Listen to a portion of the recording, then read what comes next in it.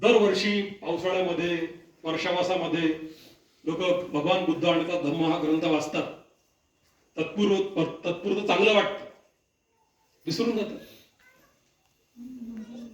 तर नुसतं सुक्त पठण करणं किंवा भगवान बुद्ध आणि त्याचा धम्म ग्रंथ वाचन करणं तेवढं मर्यादित नाहीये. तर एक पाऊल त्याच्या आपण पुढे गेलं पाहिजे. त्यातून आपला विकास झाला पाहिजे, त्यातून आपल्यामध्ये बदल घडून आला पाहिजे, आपल्या चित्ताचा विकास झाला पाहिजे, त्याच्यामध्ये परिवर्तन झालं पाहिजे, आपल्या मनाचं परिवर्तन झालं पाहिजे.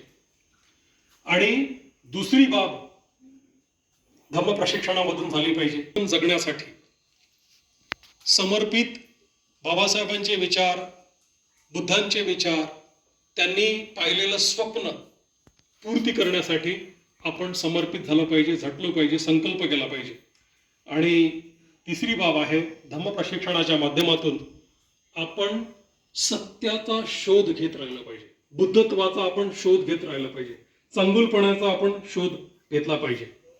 ह्या जर बाबी आपण करू शकलो तर मला असं वाटतं की योग्य अर्थानं आपण बौद्ध धम्मामध्ये प्रशिक्षित होऊ शकू. आणि